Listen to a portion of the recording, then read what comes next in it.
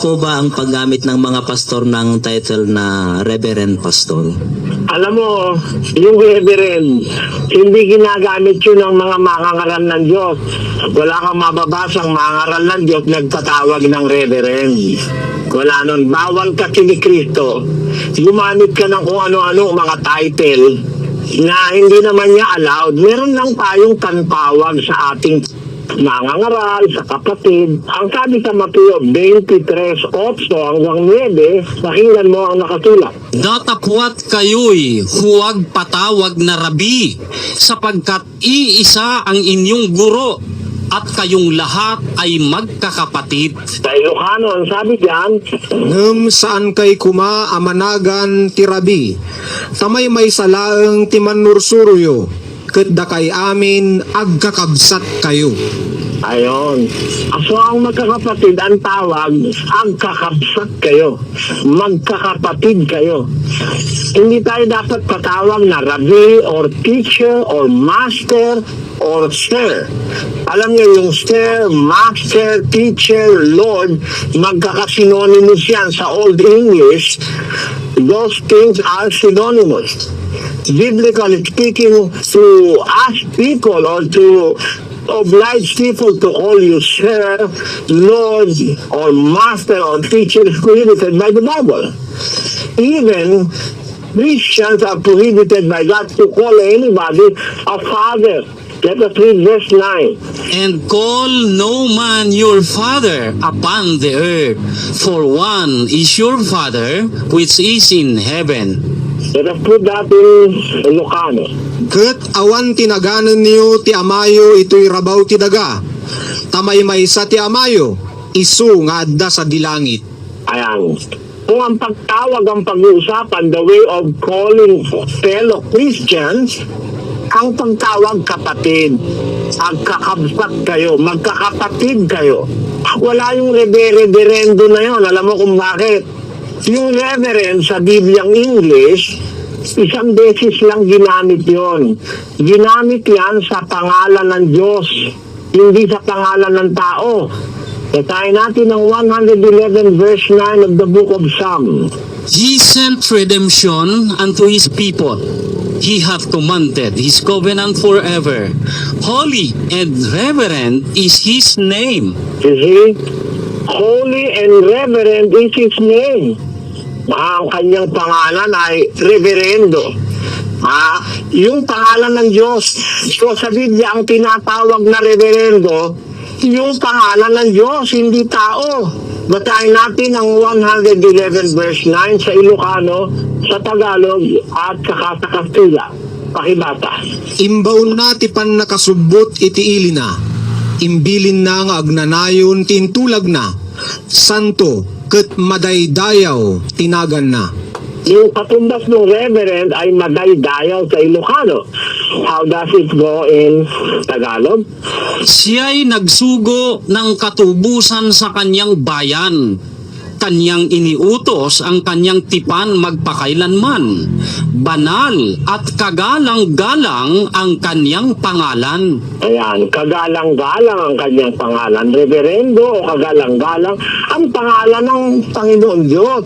Let us put that in Spanish. It says, Redención ha enviado a su pueblo. Encargo para siempre tu pacto. Santo y reverendo es su nombre. Senyo? Ang reverendo, yung pangalan ng Diyos, masamang diwa ng tao yun nakatawag siyang reverendo.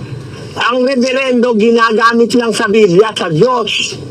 It is being used only in the Bible with God. Never did the apostles were called by the members of the church as reverend apostle or reverend father or reverend minister. Wala nun. Pero kapag mababasa si San Pablo, si San Pedro, ang mga apostol, nagpatawag reverendo, ang tawagan nila magkakapatid. Ikalawang Pedro 3, versikulo 15. Pakinggan nyo. At inyong ariin na ang pagpapahinuhod ng ating Panginoon ay pagliligtas. Nagaya rin naman ni Pablo na ating minamahal na kapatid na ayon sa karunungang ibinigay sa kanya ay sinulatan kayo. Ano ang tawag ni San Pedro kay San Pablo? Hindi ba kapatid? Hindi reverendo. Miski yung mga taong sumasampalataya, ang tawag nila mga kapatid. Pakinggan nyo sa Gawa 2:36. Pakatalastasin nga ng buong angka ni Israel na ginawa ng Diyos na Panginoon at Kristo itong si Jesus na inyong ipinako sa krus. Nang marinig nga nila ito ay nangasaktan ng kanilang puso at sinabi kay Pedro at sa ibang mga apostol, "Mga kapatid, anong gagawin namin?" Basahin natin sa Ilocano yan. Amom nga rod nga awan dua-dua ti amin na balay ti Israel. Ada ito'y Jesus nga inlansayo iti krus. Inaramid ti Dios nga apo ken Kristo. Ket idi mangegda daytoy napaladingitan ti puso da. Ket kinudada kada Pedro ken kadagiti daddu mga apostol. Lalaki a kakabsat. Anya ti aramidon mi. Ayon, kakabsat, hindi reverendo. Yan.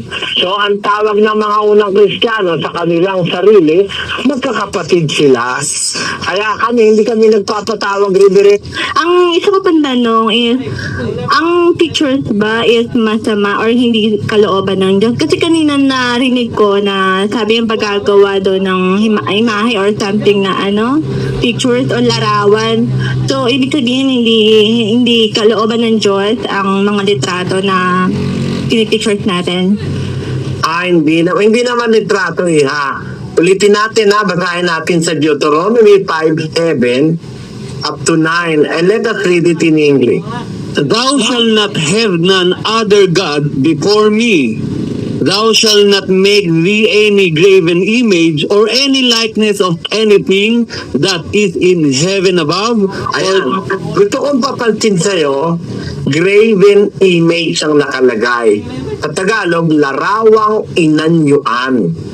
Hindi namang larawang flat Larawang inanyuan yung mga estatwa, mga ribulto. Yun na nga, yung ginagawa ng Katoliko.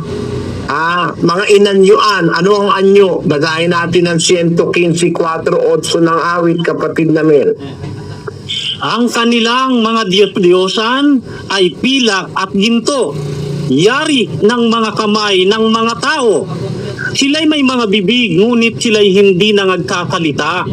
Mga matay mayroon sila, ngunit hindi sila nakakakita. Sila'y may mga tainga, ngunit hindi sila nakakarinig. Mga ilong ay mayroon sila, ngunit hindi sila nakakaamoy. Mayroon silang mga kamay, ngunit hindi sila nakakatatangan. Mga paa ay mayroon sila, ngunit hindi sila nakakalalakad. Ni nangagsasalita man sila sa kanilang ngala-ngala. Ang nagsisigawa sa kanila ay magiging gaya nila. Oo, bawat tumitiwala sa kanila. Maliwanag, kapatid, Yan ay may bibig, hindi nakakapagsalita, may ilong, di nakakaamoy, may mata. Graven image, estatwa, ribulto, na ginagawa para lumuran at panalanginan. Yun ang masama. Pero retrato, hindi mo naman tatambahin. Retrato lang, okay naman yun kagaya ng retrato ng nanay mo. Ang masama, yung retrato ng nanay mo o yung retrato ng kahit na sino, lagyan mong kandila, lagyan mong bulak, baka mo luhuran, masama yun. Pagtambatan Diyos-Diyosan yun. Idolatry pa rin ang patak nun. Nakuha mo ang punto, kapatid? Apa. Kaya lang, sa Katoliko kasi, sa amin kasi, ang explanation namin dyan is, di ba, kung ang Bible is love letter sa atin ng Diyos, then para kung tayo nga kapamilya natin or pamilya natin nag-ibang bansa, para maalala natin sila, kailangan natin ng pictures nila. So parang sa aming mga Katoliko ganun din, para maalala natin, tapos maramdam natin na kasama natin. Pwede ba akong sumabat sa'yo, kapatid? Sige, Pwede ba akong sumabat sa'yo? Alam mo ba yung kauna-unahang Pilipinong santo? Hindi po. Si San Lorenzo Ruiz? Aha. Nabalitaan mo na yon? The first Filipino saint na idiniklara ng Papa Roma? Si San Lorenzo Ruiz? Okay, apa. Naalala mo na? Apa. Alam mo ba na yung retrato ni Lorenzo Ruiz, hindi niya litrato? Yung sinasabi na namang isa pang gagawin tanto, yung Pedro Calungsod, taga Bisayang binata, nakarapat dapat iranging martir. hindi niya picture yan, Radwin eh. Sabi na mo. Paano ngayon tayo niyan? Paano kang maaalala mo yun doon? Ang nakikita mo ibang retrato. Miski nga kay Kristo lang eh. Tinan mo yung Kristo pinagpapapakita ng Katoliko. Sino dyan ang totoong Kristo? Pakita nyo nga lahat yung Kristo dyan, kapatid namin. Eto po, at panoorin niyo po mga kababayan, lalo na po yung kapatid nating nagtatanong, kapatid na Eli, iba-ibang mukha po ito eh. Sige nga, pakita mo nga lahat. Opo, may mahaba ang buhok, may nakasyagi, mayroon namang kapatid na Roland. Ito, may isa yan. pa oh. Yung parang buko raw na nilagyan ng ng balbas yung isa. Ano? Iba-iba ito eh. May makapal ka palang ilong, may napakanipis ng ilong. Ayan. Ito naman eh, parang, pero lahat nababuo, ayan, parang babae yan, Brad Mel. Oo. Ito parang manlalakbay kung saan ito. Oo, sa disyerto. Nako, ito iba naman ito. Di mawari, parang binugbog na, ito iba rin. Ayan. Hapit yan, hapit. Sige nga, tuloy natin mga kasama, tuloy-tuloy natin. Ayun, magkakaiba po talaga ang mukha, ang pagkakadrawing, kapatid na Eli. Walang magkapareho man lang kahit isa. Yung retrato ng Pedro Calungsod na yan, kinuha sa isang estudyante ng UE. Mga larawan ni Pedro Calungsod, hindi namin inisip na lumikha ng isang larawang kamukhang kamukha ng batang martir. Walang may alam kung ano talaga ang kanyang itsura. Sa halip, tinanong namin ang aming sarili, ano kayang itsura ni Pedro Calungsod? Kung masasalubong namin siya bilang isa sa mga kabataan ngayon, isang may 17 o 18 taong gulang mula sa Kabisayaan na maaaring tawagin ng Panginoon na sumaksi sa kanyang pananampalatayang Kristiyano. Ang tanong na ito ang ibig sagutin ng aming mga larawan ng potensyal na martir na taga-Bisaya.